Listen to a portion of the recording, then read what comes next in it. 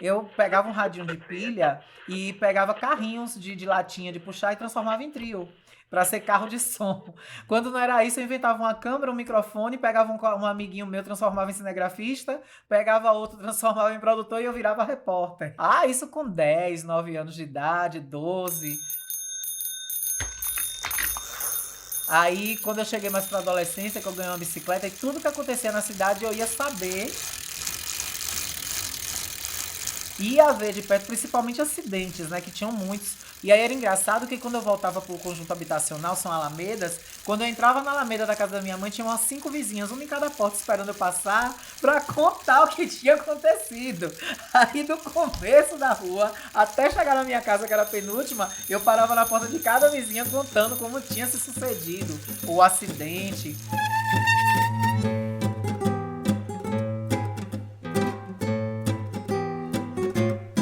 Oi, eu sou o Rodrigo Alves, esse violão que você tá ouvindo é do Gabriel Falcão e essa é a temporada de perfis do Vida de Jornalista. Se você vem acompanhando os outros episódios da temporada, você sabe que esse é um podcast que respeita o poder do nosso maior esporte nacional, a fofoca.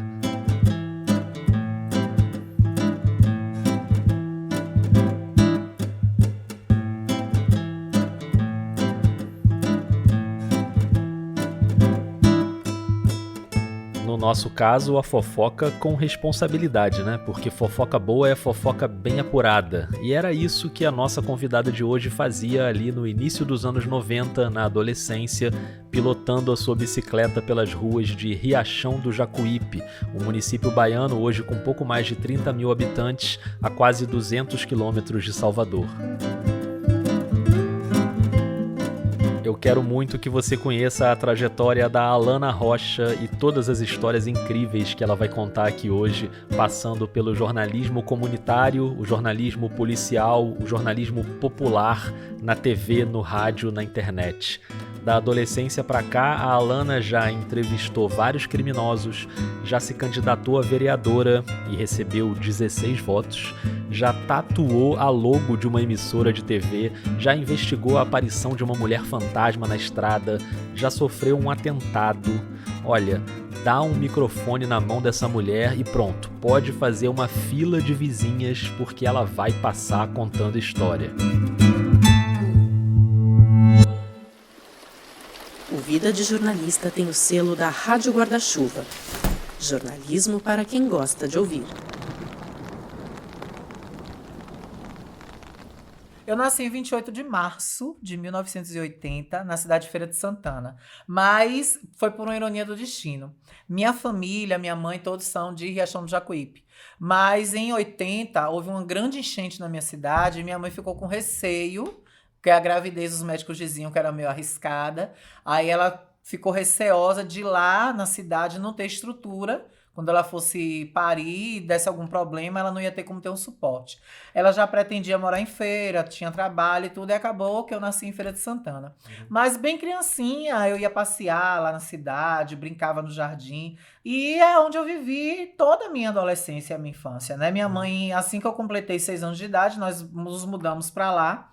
Eu estudei meu primário todo na Escolinha Santana. Minha mãe adquiriu uma casa num conjunto habitacional que ela teve até o ano de 2004, depois ela precisou vender. Todas essas trajetórias minhas foram bem marcantes, né? Da escola, do convívio, de amigos que hoje estão na minha vida, se tornaram amigos, são amigos até hoje. Como sempre nessa temporada de perfis do Vida, a vida é o ponto inicial para a gente entender a carreira. Então eu fiquei curioso para ouvir sobre a infância e a adolescência da Alana, especialmente uma personagem muito importante nessa história, a mãe dela, a dona Conceição de Fátima. Conceição de Fátima. Duas santas, né? Fátima e Conceição, que é a nossa padroeira, inclusive, da minha cidade. Minha mãe sempre foi muito apegada a mim. É aquela coisa da mãe super protetora. A dona Conceição contou uma história de quando a Alana era criança e ali a vida dela começou a mudar. Ela disse, olha, com 5 anos de idade eu te levei numa loja de brinquedo para você escolher um brinquedo de presente das crianças. E em vez de você ir na seção de meninos pegar um carrinho, você foi pegar uma boneca Barbie. Dizendo que queria ela de presente. Então minha mãe, ela sempre teve essa participação na minha vida de proteção. Na verdade, minha mãe sempre notou minhas diferenças. Minha mãe sempre percebeu. Mas naquela época não se falava tanto de gêneros como se fala hoje. Transexuais, transgêneros. E aí, meu corpo começou a desenvolver pro lado feminino. E aí minha mãe, pensando nisso, disse, olha, vamos partir para um psicólogo primeiro para ver de fato o que está acontecendo. E aí Deus e a natureza foi tão, assim, preparador que me colocou justamente nas mãos de uma profissional que tinha ido para Tailândia fazer especialização em cirurgias de adequação sexual e transexuais. Aí, na hora que eu soltei a primeira frase, que ela fez uma pergunta-chave para mim, de gatilho, que essa pergunta, a resposta que eu dei, ela bateu. É transexual. Aí ela chamou minha mãe e disse, olha, se prepare, porque o seu filho vai virar filha. A reação da mãe nesse momento foi definidora. Aí minha mãe já saiu dali, foi comprar roupa feminina, comprou roupa íntima, disse, olha, se vai ser assim, vamos lutar juntas. E aí comecei a fazer vários tratamentos. A Alana tinha 12 anos e o processo de transição de gênero foi acontecendo com algumas pausas porque a família acabou passando por alguns problemas. Teve o falecimento de um tio, uma questão de relacionamento da mãe com a avó, uma ida para o Rio de Janeiro, enfim, a vida estava meio caótica. E aí aquilo deu uma estacionada por causa dessa... A gente teve que voltar de novo. Aí voltou para o interior, para Riachão. Minha cidade na época era muito restrita de coisas, de tratamentos. E a Alana, na adolescência, já queria trabalhar para ajudar a mãe. Já que eu sou assim, as coisas vão ser mais difíceis para mim. Eu tenho que trabalhar. Eu tenho que ajudar minha mãe. Minha mãe não pode viver me sustentando a vida inteira. Aí eu parti para a ilha, para morar na ilha de Taparica, que é Veracruz, lá em Salvador. E aí minha mãe depois foi ficar comigo, protetora que é, não quis me deixar só. E aí nós fomos para Salvador. Aí foi onde eu realmente incrementei. Ela fez o tratamento hormonal, teve consulta com um psiquiatra e o próprio jornalismo na época ajudou um pouco a entender aquelas questões. Eu me lembro que tinham programas como, por exemplo, Conexão Repórter, programas da Globo especiais que começaram a abordar o tema. Eu me lembro de um que o Cabrini fez mesmo, que era sobre a cirurgia. Um procedimento médico que muda a convivência de um ser humano com seu próprio corpo e traz novos desafios para a mente. Acompanhamos o passo a passo da cirurgia. Quem são os pacientes que a procuram? Quem são os médicos que a executam? Então aquilo começou a se tornar uma psicose para mim. Eu quero operar, e aí aquilo tomou conta da minha vida numa proporção que eu acabei deixando outras coisas de lado. E sempre tentando, mas com muita dificuldade. Mas nesse período eu já estava feminilizada. Eu já estava com... O meu cabelo já tinha crescido, meus seios já tinham desenvolvido pelo meu próprio hormônio mesmo, natural, de nascença. E minha mãe me dando apoio em tudo, ali sempre do meu lado. Aí chegou um determinado momento que eu disse, olha, ou eu cuido da minha vida de estudo profissional, ou eu vou ficar nisso até... E aí eu vi que a cirurgia não era tão importante para mim naquele momento, colocando na balança a profissão. Aos 18 anos, a transição da Alana já estava completa. A burocracia da mudança do nome é que demorou bastante tempo para acontecer. 98, 2018, 20 anos, não é isso? 20 anos. Eu consegui fazer em 2018. Mas a relação com quem mais importa já estava garantida. A mãe entendeu o processo desde o início. Desde o início, tranquilo. Ela, a Alana... Minha filha... Eu não lembro o dia que minha mãe falou um gênero masculino comigo. A convivência mesmo... Minha mãe, ela tem uma cabeça muito aberta. Ela tem uma mentalidade que é à frente do tempo dela. Quer um exemplo? Hoje, Dona Conceição tem 69 anos, mas lá na década de 60... Minha mãe foi a primeira mulher a usar biquíni num balneário da minha cidade. A primeira. Foi uma polvorosa na cidade. As madames, as mães de família começaram a dizer que minha mãe era prostituta, que minha mãe tinha vindo pro Rio de Janeiro comprar esse maiô porque tava fazendo vida. E aí minha mãe, pra provocar mais ainda, vai para uma festa tradicional do município em um clube. Ouve só essa história. Era o Clube Lira 8 de Setembro e Euterpe Jacuipense. Era o Minas Tênis Clube da cidade. E aí minha mãe simplesmente adentra o salão com um sobretudo, toda elegante, com um salto agulha enorme, um Luiz XV toda maquiada, cabelo feito. Chega no meio do salão, minha mãe abre sobretudo o próprio biquíni de oncinha por debaixo, sobretudo. Minha mãe abriu sobretudo e ficou lá desfilando pelo salão. Pronto, já somos fãs de Dona Conceição, uma mulher revolucionária em Riachão do Jacuípe. Ah, meu amigo. Teve mulher casada saindo, puxando o marido, chamando a direção do clube que era pra expulsar minha mãe de dentro. Quer dizer, minha mãe, ela sempre foi à frente do tempo dela. Então, eu acho que eu dei sorte de ter nascido de Conceição de Fátima Oliveira, porque não poderia ser outra mãe.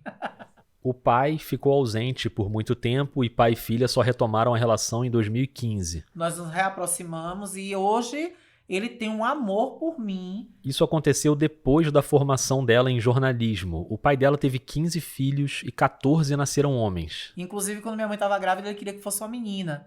Ele ficou tão indignado quando eu nasci que ele nem foi na maternidade me ver. Porque ele queria uma menina. Eu digo, pronto, virou uma menina. Satisfiz a sua vontade. Então ele tem um amor, um carinho assim por mim hoje que eu fico impressionada. E o gatilho disso foi a minha formação em jornalismo.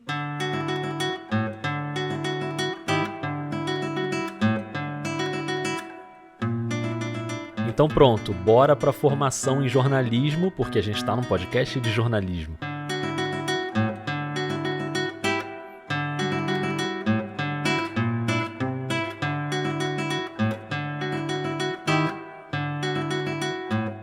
Aqui eu vou voltar lá para aquele trechinho inicial do episódio, lembra? Quando a Alana, pré-adolescente, pegava a bicicleta e ia apurar as notícias da cidade para contar para as vizinhas? Ali ela teve um primeiro contato com um tipo de jornalismo que depois acabaria sendo muito marcante ao longo da carreira, o jornalismo policial.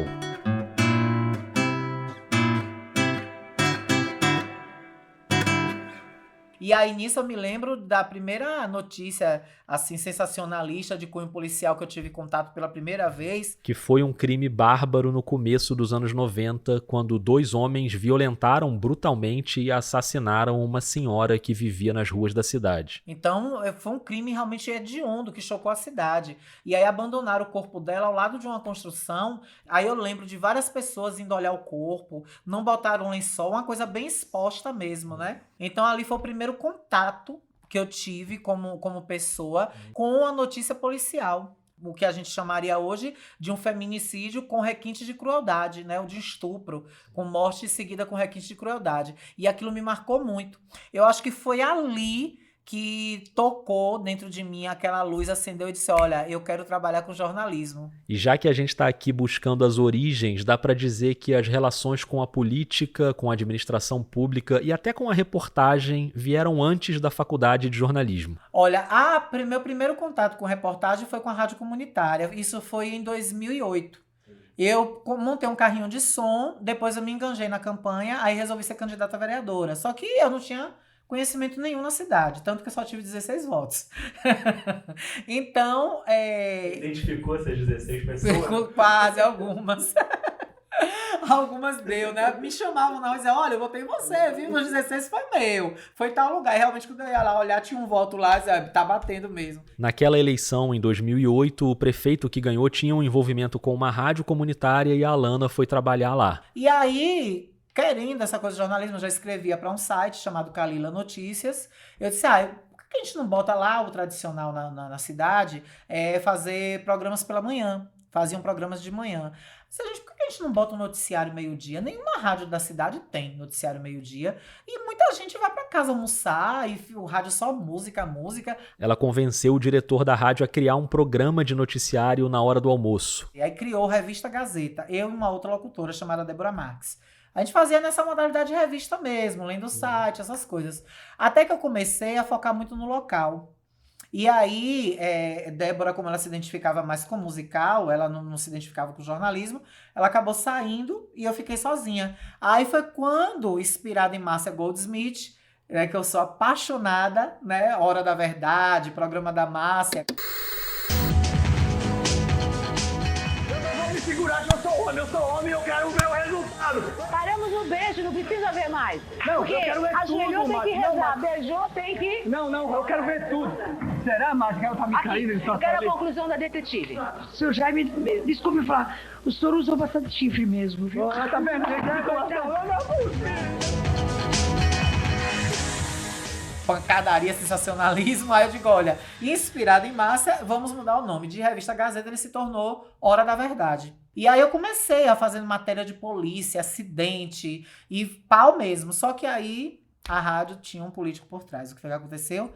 Deu uma tromba d'água na cidade, quebrou calçamento, alagou ruas, aí o povo pau no secretário de obras. Pau. Aí o secretário de obras chegou lá no prefeito e disse, olha, ou você tira a Alana ou eu saio.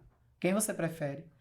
Como existia um acordo de cavalheiros entre eles, para não dizer um rabo preso, aí a minha cabeça foi que rolou, né? Em 2010, a Alana fez vestibular para rádio e TV numa faculdade estadual de uma cidade vizinha chamada Conceição do Coité. Aí consegui passar em 5º lugar. Aí fui e comecei a frequentar. Só que aí acabou que eu tive um problema sério com o professor, de preconceito, inclusive, de transfobia, que na época não se dizia ainda transfobia, né? Isso em 2010. Aí isso me fez desistir. Eu saí da faculdade e com isso eu já conversava com alguns amigos que diziam, olha, para aqui, para a região, como se trabalha muito com política, com assessoria, com sites, que era o forte na região na época ainda é melhor você fazer jornalismo. Porque aí você abrange mais áreas que você pode trabalhar. Na época não podia. Quem era formado em rádio e TV não tinha essa chancela de trabalhar com sites, com outros veículos, assessoria. Aí a Alana partiu para o jornalismo. Em 2011, ela fez outro vestibular para uma universidade em Itabuna. E aí eu fiz o primeiro semestre, só que a saudade de minha mãe era muito grande.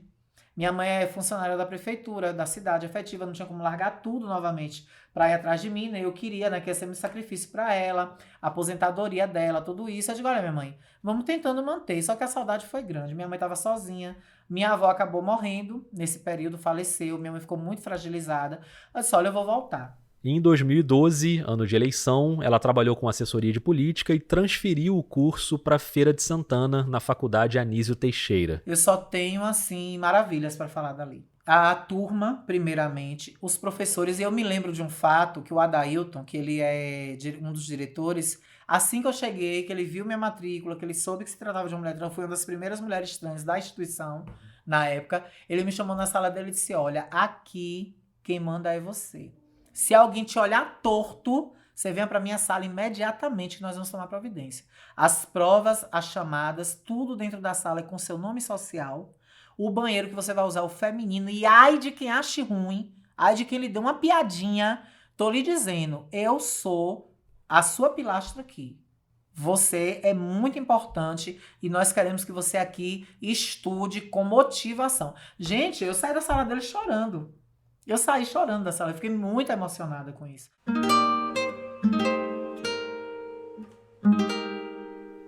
A Alana ficou trabalhando na assessoria da prefeita da cidade durante uns 3 anos. Mas sempre paralela a isso, minha TV. Que foi que eu idealizei na hora da verdade, porque a população pedia muito. Aí, Alana, a gente só ouve no rádio, mas a gente queria ver a imagem. Aí eu comecei a tirar foto, criei o blog, né? Pesquisei como eu faria um site de graça, sem pagar hospedagem, porque não tinha condição, era tudo caro. Aí eu fiz o Blogspot e aí eu comecei a publicar tudo que eu cobria. Falava na rádio, publicava, falava na rádio, publicava. E aí criou uma proporção que aí eu fui para o YouTube. Aí comprei tripé, comprei câmera, comprei microfone. Aí eu era aquela repórter, eu e eu mesma. Eu dirigia o carro de reportagem, eu dirigia o vídeo, editava, produzia, reportava, era cinegrafista. Tá de zóio! Oi, meu povo, tudo bem? Olha só, a partir de hoje eu vou estar fazendo, sempre que der, com meu amigo Sapo Cururu, esse programa que é o Hora da Verdade para você na web. O Hora da Verdade na web, levando notícias e informações aqui do blog Hora da Verdade. O meu mascotinho, o Sapo Cururu, tá aqui comigo. Vamos ver, né? O Sapo Cururu era um sapinho verde de brinquedo que estava na mão da Alana. E o programa acabou consolidando esse estilo dela na reportagem. A Alana ia pra rua, ia pra delegacia. Delegacia de Polícia Civil aqui da cidade de Riachão do Jacuípe, onde acaba de acontecer a prisão desses 2 elementos lá em Barreiros. Segundo informações da polícia, ambos estavam cometendo diversos roubos e furtos lá na localidade, causando terror, segundo a população. Então você tem alguma coisa... Falando em terror... Começou um burburinho na cidade de que tava tendo uma mulher de branco na estrada. Eu disse, gente, peraí. Aí eu comecei a buscar, que eu estudava de noite e eu ia de carro pra faculdade.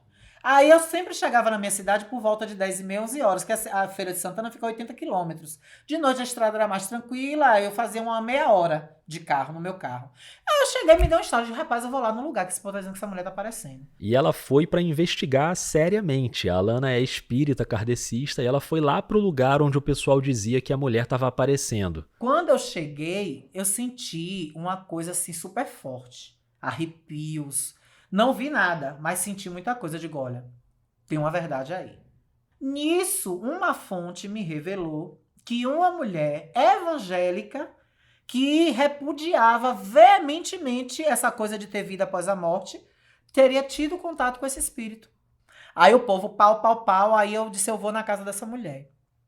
Aí ela disse, olha, eu só faço um acordo com você o seguinte, você não vai entrar com gravador, com nada. Eu vou conversar com você informalmente. E jamais diga a ninguém o meu nome. Você pode até dizer que conversou, mas não diga quem eu sou, não me revele. Porque eu vou dizer que é mentira sua, que você, na época não tinha essa coisa de fake news, mas ela ia dizer que era uma notícia mentirosa. Mesmo sem gravar nada, a história da mulher evangélica ficou registrada na memória da repórter. Ela vinha voltando de Conceição do Coité, chegou nesse ponto, ela viu essa menina sentada, já estava entardecendo, como evangélica que gosta de estender a mão ao próximo, ela ficou preocupada de ver uma jovem ali sozinha, sentada, ela parou o carro e deu ré. Aí parou, disse, minha filha, você tá indo pra Riachão? Ela disse, tô esperando aqui passar ônibus, passar carro de linha. Ela disse, minha filha, já vai dar 6 horas, você não tem mais carro de linha em Coité pra passar aqui. Ou você não vai conseguir ir pra Riachão, ou você tá onde? Eu tava aqui na roça, aqui de um tio meu. Ele disse que uma hora dessa eu ainda achava carro. Eu tô aqui desde 5 horas e não passo um carro. A senhora foi a primeira que passou. Aí ela, você quer ir comigo de carona? Eu te deixo lá em Riachão. Você tá indo pra onde? Eu vou pra Salvador, mas eu vou pra casa de uma amiga, lá no Mandacaru. Vou dormir, só vou pra Salvador amanhã. Ela, então vamos, eu te levo, eu te deixo no Mandacaru. O Mandacaru é na entrada da cidade. Aí vieram conversando. Ela disse que a menina completamente normal dentro do carro. Conversando, contando coisas, falando. Quando chegou na frente do Mandacaru, do bairro, ela parou na beira da pista para a menina descer. Quando a menina desceu, que bateu a porta, que virou e abaixou no vidro para agradecer, a menina já estava transparente. Ela disse que a menina ficou transparente e começou a sumir. Quando ela viu isso acontecer, ela gritou e desmaiou dentro do carro. Como a mulher pediu para não gravar, a voz dela não entrou na reportagem. Mas isso serviu de embasamento para eu ir pro local, fiz um vídeo. Aí, claro, eu usei as ferramentas de persuasão, né? Música, aquela voz mais encorpada, fui de noite, aquele mistério, tava muito fervendo na cidade ainda os comentários. BA 120, estrada que liga Riachão do Jacuípe a Conceição do Coité. E aqui, exatamente neste local, nesse horário da noite, pessoas dizem ter visto o fantasma de uma mulher que pede carona, senta-se num ponto aqui na entrada da fazenda da Taipoca, do povoado de Taipoca. Sentada neste ponto, ela fica aguardando. E quando o carro se aproxima, ela se destaca. E aí, então, desperta a curiosidade e o motorista a dar-lhe uma carona. Segundo relatos, ao chegar em Riachão do Jacuípe, essa mesma mulher desaparece misteriosamente dentro do carro. Fenômeno espírita, aparição, lenda urbana, o que será que está acontecendo neste trecho, neste ponto? Entrevistei pessoas ligadas ao espiritismo que explicaram, né, como se dão essas aparições. E aí, de mulher de branco, ela virou uma aparição. Descobriu-se depois, um grupo espírita foi lá no local e descobriu que essa menina havia falecido de afogamento em um açude ali próximo. Ela estava justamente em uma fazenda, passando o final de semana de um tio, justamente dela, foi mergulhar no açude e se afogou.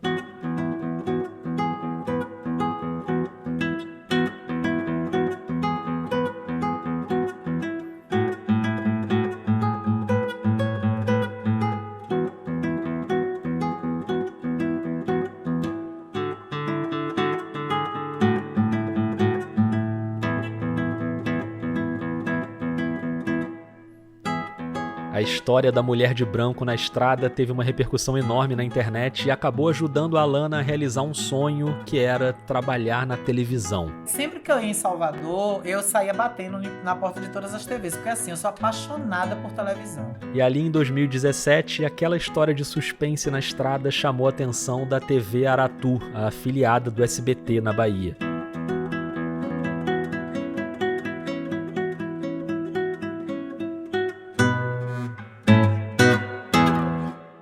E aí eu me lembro que eu cheguei em casa pra almoçar. Quando eu abri o Facebook, subiu um balão de mensagem. Pablo Reis. Aí botou: oi, tudo bem? Você tem DRT? Você é formado em jornalismo, né? Aí eu fiz: sim, sou. Aí demorou um pouquinho essa. Eu peguei meu prato, comecei a comer, botei no colo, botei o notebook na mesa, botei o prato no colo e o notebook aqui do lado, eu olhando. Quando eu penso que não, quando eu olho: você tem interesse em fazer um trabalho como repórter aqui na TV Aratu, no programa Ronda? Menino, eu não sei onde foi parar o prato. Minha mãe tava lá no quintal, tomou um susto, eu saí doida gritando: minha mãe começou a chorar. Minha mãe, a TV Aratu, SBT, quer me contratar pra ser repórter.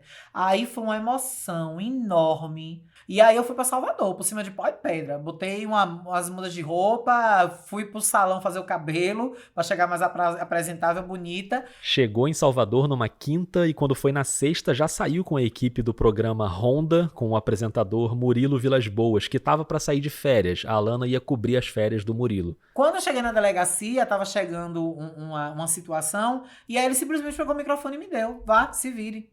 É você que vai fazer a pauta.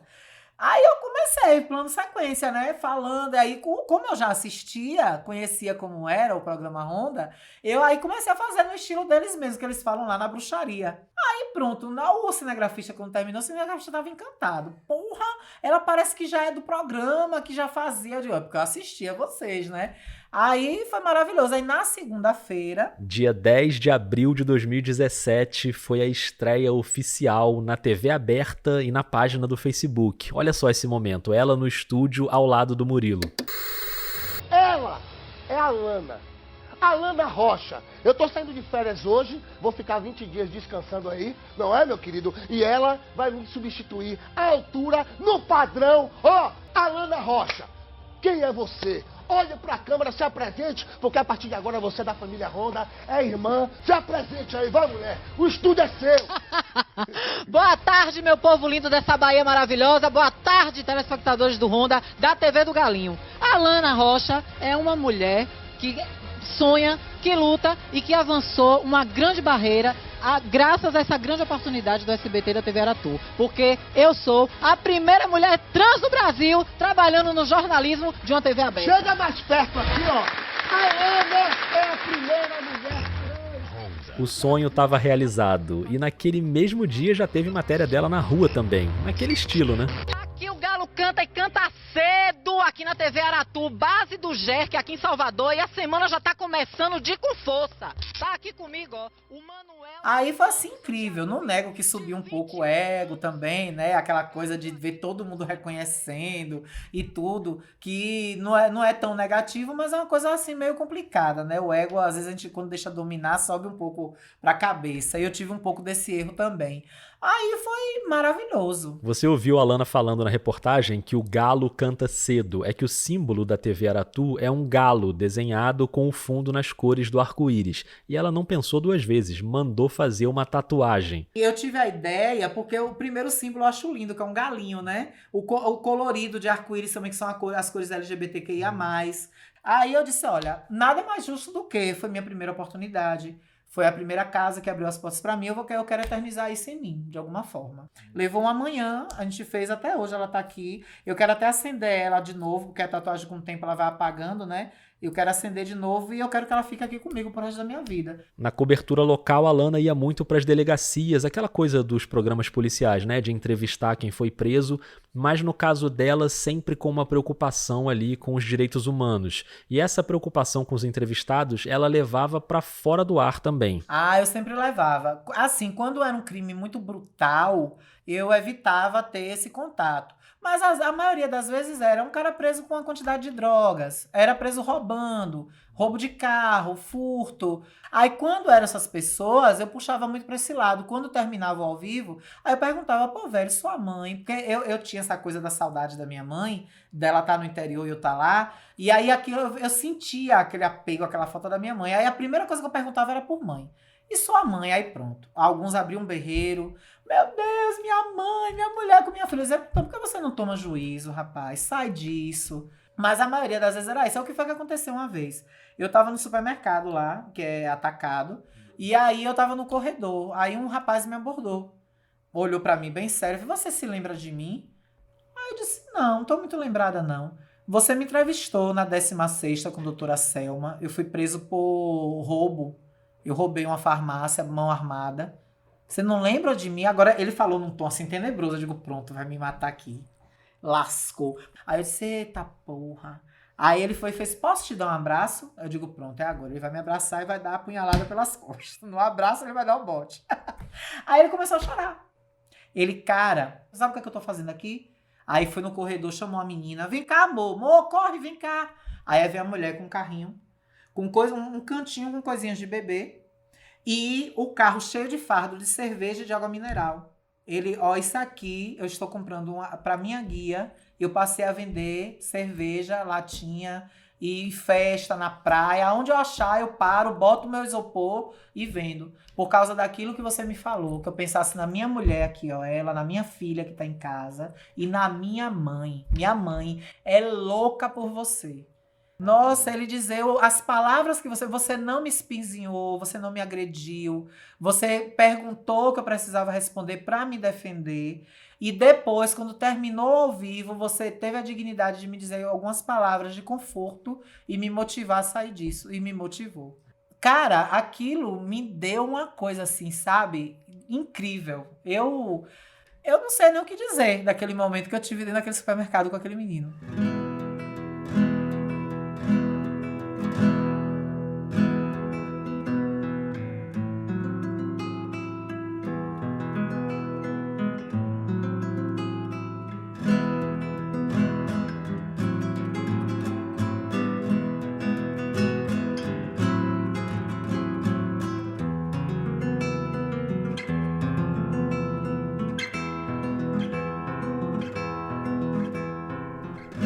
A Alana ficou quase 2 anos na TV Aratu e acabou saindo em outubro de 2018 numa confusão por causa de um rolo com a campanha eleitoral. Ela tinha manifestado apoio à chapa do PT naquela eleição.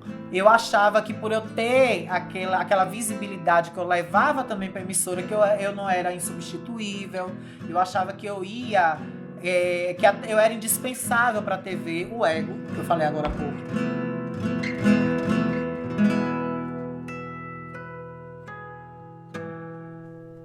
A Alana já tinha a imagem da campanha no carro dela, mas a gota d'água foi quando ela postou no Instagram um vídeo ouvindo o jingle da campanha do Rui Costa para governador, na voz da cantora Solange Almeida, que ela adora. Ela marcou a Solange no post. Né? Eu adoro Solange. Aí, alguma praga ruim do marketing da campanha pega meu vídeo, já era de noite, era a propaganda horário eleitoral, acho que era 19 horas. Aí eu recebo um zap. Assista o horário eleitoral hoje que tem uma surpresa pra você. Quando eu vi, tá lá eu cantando. Ah, meu amigo, não deu 3 minutos o diretor de jornalismo no meu zap. Aí rolou um desgaste e depois esse vídeo passou de novo, só que na propaganda eleitoral da hora do almoço, bem no intervalo do programa na TV Aratu. Quer dizer, ela tava no programa, foi pro intervalo, apareceu a cara dela na campanha. Aí foi a gota d'água. No dia 1º de outubro me demitiram. Eu cheguei para trabalhar normalmente, ninguém me avisou nada. Quando eu sentei no computador para começar a produzir, para ver as pautas, alguém me avisou que era para eu ir no RH. Foi um duro golpe para a Alana e foi um duro golpe também para a Dona Conceição. Ela até hoje não superou. Minha mãe, ela ficou um pouco depressiva com minha demissão. Ela tem traços. De vez em quando eu pego ela assistindo vídeos, porque era transmitida ao vivo pelo Facebook. Aí, de vez em quando, como ela compartilhava, aparece nas lembranças. Outro dia mesmo, ela assistiu um programa Ronda quase todo. Eu no quarto, assisti televisão e ouvindo ela na sala. Eu disse, olha pra minha mãe, que o programa durava 50 minutos. ela assistiu na íntegra um dos programas que eu tinha participado. Na semana seguinte, a Alana já começou uma peregrinação batendo em outras portas, trabalhou de novo com assessoria de imprensa. Em 2020 veio a pandemia e ela acabou voltando para Riachão do Jacuípe para trabalhar em rádio. Já em 2023, recentemente, no dia 13 de abril, veio outro duro golpe, mais duro ainda. A Alana sofreu um atentado. O carro dela, que estava estacionado na calçada em frente à redação, teve os vidros destruídos com pedras. Infelizmente, a área que o carro estava desprotegida. A rádio ela não tem muro para estacionamento, é na beira da avenida mesmo, como se fosse na calçada. Olha o que fizeram com o meu carro, gente. Olha pra isso aqui, ó. Olha o que fizeram com o meu carro. Tentaram quebrar esse vidro daqui, ó. Ó pra isso, gente. Ó pra isso que fizeram com o meu carro, eu saindo da rádio. Eu tava apresentando o programa, ó. Esse é um vídeo que ela postou no Instagram e ela se emociona ali mostrando o carro todo quebrado. No vidro da frente, no para-brisa, tinha um pedregulho enorme. A Alana atribui o atentado a um vereador da cidade que vinha sendo criticado por ela na rádio. Jogou pedras enormes. Primeiro ele jogou no para-brisa, que foi a maior. Aí o alarme do carro disparou. O diretor da rádio estava na recepção da rádio, viu. E as câmeras da rádio, simplesmente, a conversa é que o HD não tinha gravado. Aí, no mesmo dia, uma testemunha entrou em contato comigo. Alana, eu vi, foi o vereador. Aí depois foi uma luta para eu convencer essa pessoa a dar o depoimento. Nesse decorrer que o caso ganhou notoriedade, outra testemunha que viu foi espontaneamente na delegacia também e deu o mesmo depoimento que bateu com o da primeira testemunha. A roupa que ele tava, a moto, como ele agiu, que ele foi rodando o carro e jogando pegando pedra, jogou a primeira, voltou, pegou outra, jogou mais duas, tentou quebrar outro vidro, montou na moto e foi embora. Então, os dois depoimentos casaram. A investigação está andando, o delegado encaminhou um inquérito para o juizado criminal. A Alana hoje está trabalhando numa outra rádio, a rádio web Riachão News. Ela apresenta o programa Riachão Alerta ao lado do apresentador Ailton São Paulo. Dá para ver no YouTube. Boa tarde, meu querido causídico, meu grande causídico. Ontem eu lembrei muito de você, viu? No STF, ontem um dos advogados que está defendendo os golpistas de 8 de janeiro citou Maquiavel, o príncipe, ele citou como o Pequeno Príncipe. Aí tomou uma lapada do carequinha. Moraes. Tomou uma... Que eu sendo ele, eu não aparecia mais ali no STF. Eu vi a advogada chorando. Sim, que ela teme os ministros. Ou seja, apesar dos solavancos, a Alana tá aí trabalhando, fazendo o que gosta e acreditando no jornalismo para superar essas barreiras como a violência e, claro, a transfobia. Agora, nos últimos 2 anos, foi que eu senti mais na pele, né? Justamente o que a gente espera ser o contrário, né? Na minha cidade, no seio da minha família, com pessoas que acompanharam toda a minha infância, toda a minha trajetória, pessoas que vibraram quando me viram na televisão, mas são coisas que eu busco me fortalecer.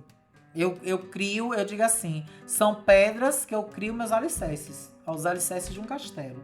Então são barreiras que eu vou tentando transpor e vou vencendo, vou passando. Dá um baquezinho, aí eu vou ali pro cantinho, choro, desabafo, me enfureço, me afasto. Tenho aquela raiva logo de momento, aí não quero ver mais a cara daquela pessoa e vou seguindo minha vida.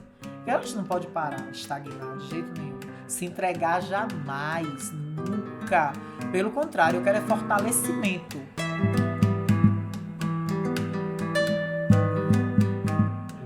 Obrigado e parabéns pela sua trajetória. Imagina, meu amor. Ótimo, eu que agradeço.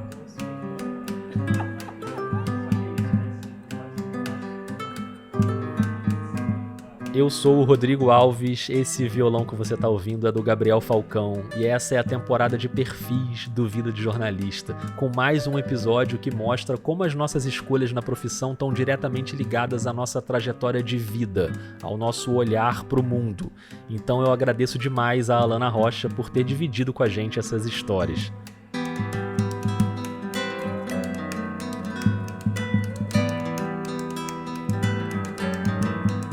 Hoje você ouviu aqui áudios de Riachão News, TV Aratu, Hora da Verdade, SBT e Band. Eu e a Alana gravamos essa conversa em São Paulo durante o congresso da Abrage, a Associação Brasileira de Jornalismo Investigativo. Agradeço também a ESPM, que sediou o evento e cedeu para o Vida uma salinha para eu gravar as entrevistas.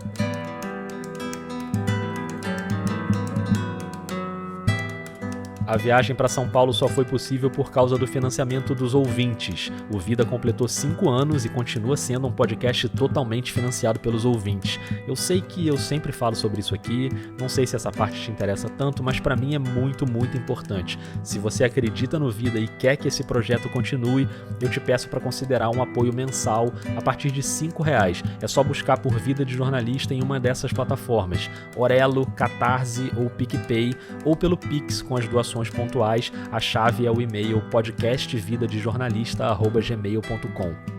Também é muito importante que você espalhe a palavra do Vida por aí, compartilhando o episódio, marcando nas redes com a @vida_jornalista no Instagram e no Twitter, ou no que sobrou do Twitter, né? Enfim, inclusive agora o Vida tá também no TikTok, olha aí, com dancinha, será? Lá, @ é Vida de Jornalista. Eu tenho contado umas historinhas por lá em vídeo, coisas engraçadas que aconteceram comigo, tá divertido, segue por lá também. Você sabe que o Vida faz parte da Rádio Guarda-Chuva, a primeira rede de podcasts jornalísticos do Brasil, e eu tô muito feliz com a notícia de que a Guarda-Chuva agora também é a casa do Cirandeiras, um podcast incrível, essencial, sobre mulheres que impactam vidas, padrões e territórios. O programa é feito pela Joana Soares e pela Raquel Baster. A Joana, você sabe, é praticamente uma sócia do Vida, já passou por aqui algumas vezes. Então eu quero convidar você para escutar o Cirandeiras, que tá voltando essa semana com episódios inéditos sobre justiça reprodutiva, agora com o selo da Rádio Guarda-Chuva. A temporada de perfis continua, vem muita coisa boa por aí até o fim do ano. Me conta aí o que você tá achando dos episódios. Um beijo, um abraço e até mais.